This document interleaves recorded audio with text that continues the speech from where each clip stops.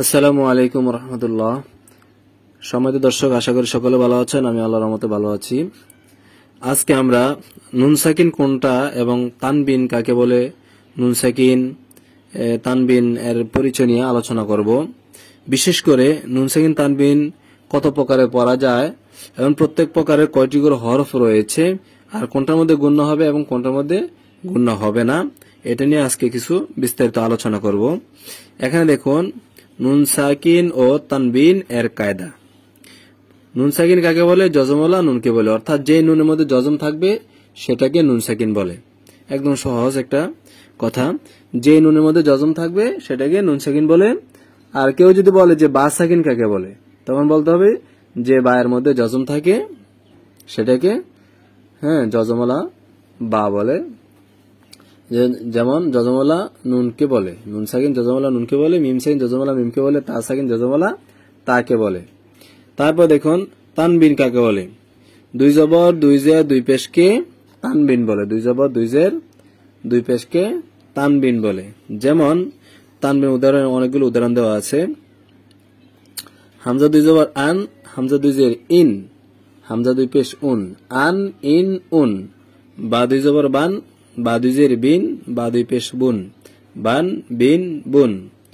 তারপরে তান তিন তুন, সান সিন সুন, জান জিন জুন, সান সিন সুন।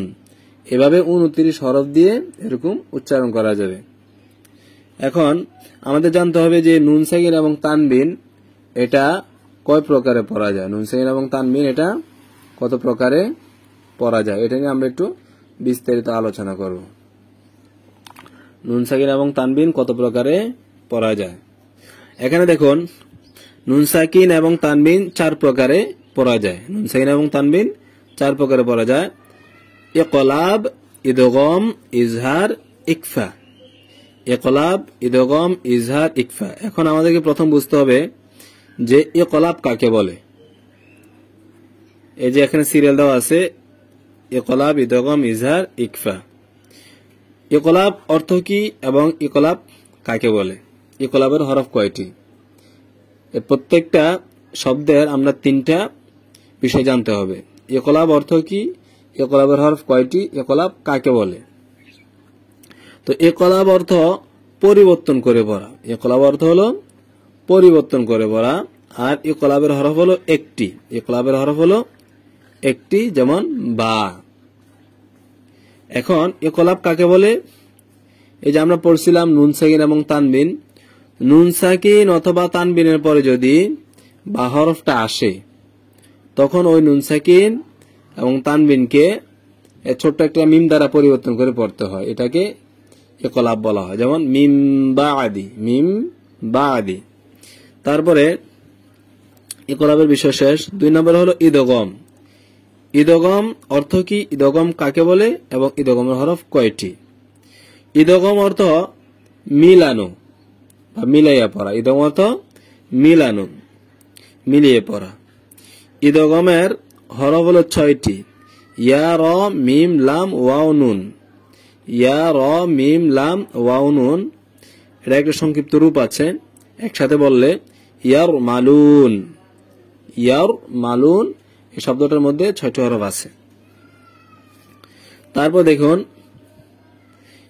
ইদগম নিয়ে বিস্তারিত পরে আলোচনা করতেছি। আবার ইদগম 2 প্রকার। এটা একটা প্রকার আছে, তো এটা পরে আলোচনা করতেছি। ইকলাব শেষ, ইদগম শেষ। এখন ইজহার।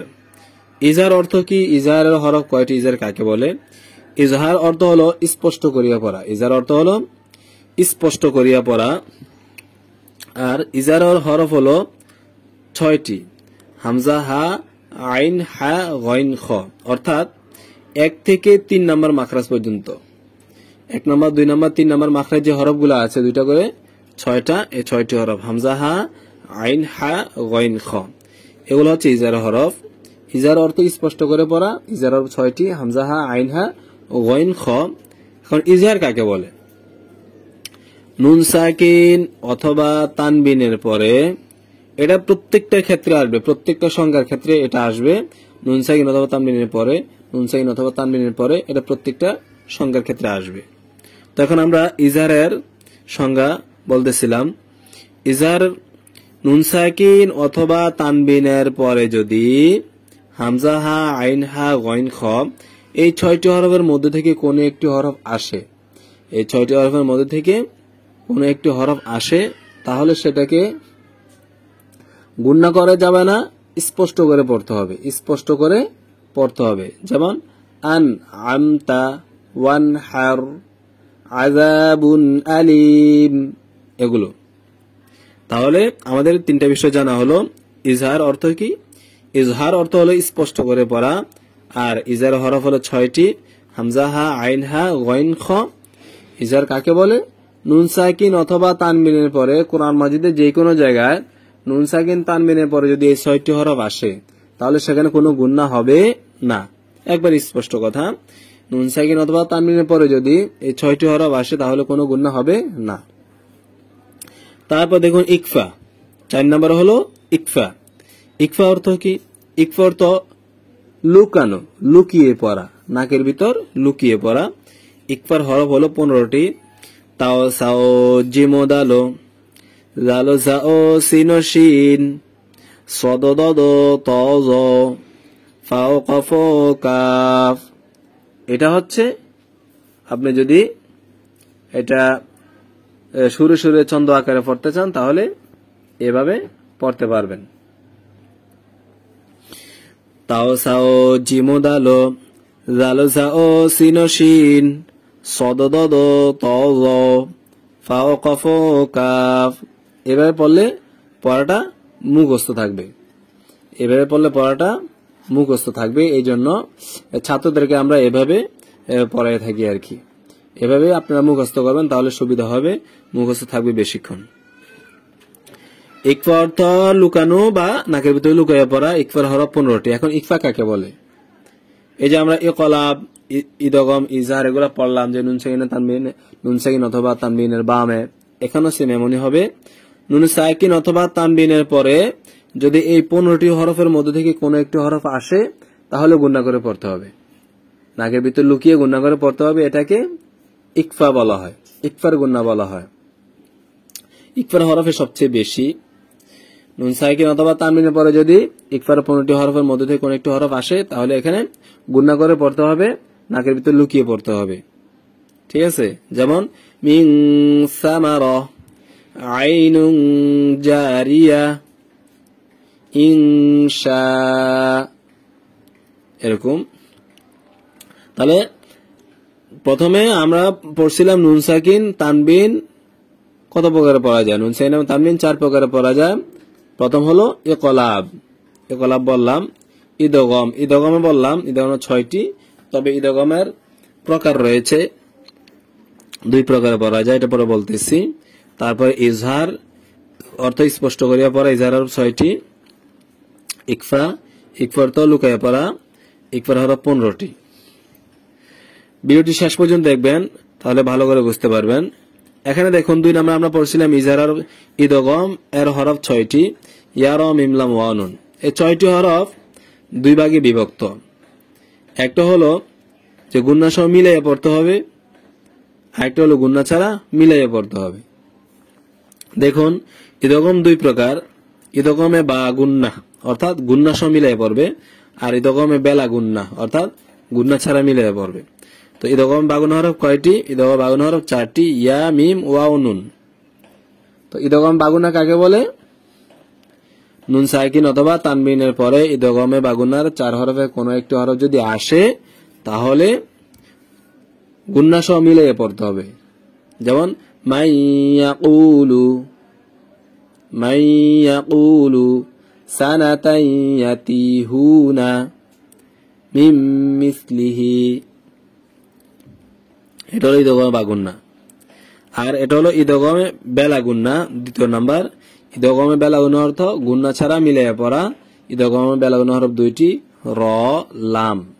নুন সাকিন তানবিনের পরে যদি এই 2টি হরফ আসে, র লাম আসে, তাহলে কোনো গুন্না হবে না, তাহলে কোনো গুন্না হবে না। এখন সংক্ষেপে আমাদের একটা বিষয় জানার দরকার, আমাদের একবার সংক্ষেপে একটা বিষয় জানার দরকার, সেটা হলো যে কোন কোন হরফ আসলে গুণনা হবে, কোন কোন হরফ আসলে গুণনা হবে না। এটা শেখার জন্য, এটা জানার জন্য আপনার নিয়ম সংজ্ঞা জানতে হবে না, বিস্তারিত জানতে হবে না, একদম সংক্ষিপ্তভাবে মুখস্থ রাখার একটা কৌশল। সেটা হলো নুন সাকিন তানবিনের পরে যদি ইজহার হরফ 6টি, হামজা হা, আইন হা, গইন খ, তারপরে ইদগমে বেলাউন হরফ 2টি, র লাম, মোট হলো 8টি। এই 8টি হরফ বাদ দিয়ে অন্য যে কোনো হরফ আসবে গুণনা করে পড়তে হবে, একবারে সহজ হিসাব। কোরআন মাজিদের মধ্যে নুন সাকিন তানবিনের পরে ইজহারের 6টি হরফ আছে, হামজা হা, আইন হা, গইন খ, আর ইদগমে বেলাগুন 2টি হরফ আছে, র লাম। এই 8টি হরফ, এই 8টি হরফ বাদ দিয়ে যে কোনো হরফ আসবে সেখানে গুণনা করে পড়তে হবে। আর যদি নুন সাকিন তানবিনের পরে এই 8টি হরফের মধ্যে থেকে কোন একটি হরফ আসে তাহলে সেখানে গুণনা করে পড়তে হবে না। অর্থাৎ 8টি হরফ গুণনা ছাড়া আর বাকি যত হরফ আছে সবগুলা গুণনাওয়ালা, গুণনা করে পড়তে হবে। নুন সাকিন তানবিনের পরে এই 8টি হরফ আসলে গুণনা হবে না, এই 8টি হরফ বাদ দিয়ে বাকি যত হরফ আছে সবগুলো আসলে গুণনা করে পড়তে হবে। এ হলো নুন সাকিন তানবিনের একবার সংক্ষিপ্ত আলোচনা, সংক্ষিপ্ত ভাবে বুঝার সংক্ষিপ্ত একটা কৌশল। এটা আপনার নিয়ম কানুন শিখা লাগবে না, শুধু এতটুকু মনে রাখলে হবে। ইকলাবত পরিবর্তন করে পড়া, ঈদগমত মিলে পড়া, ইজরত স্পষ্ট করা, ইকফাত নাকের ভিতর লুকায় পড়া, গুণনা করে পড়া। হ্যাঁ, আর এখানে নুন সাকিনের তানবিনের পরে ইজহার হরফ 6টি, ইদগমে বেলাগুন হরফ 2টি, র লাম। এই 8টি হরফ আসলে গুণনা হবে না, আর বাকি যে কোনো হরফ আসবে গুণনা করে পড়বেন, সহজ হিসাব। ঠিক আছে।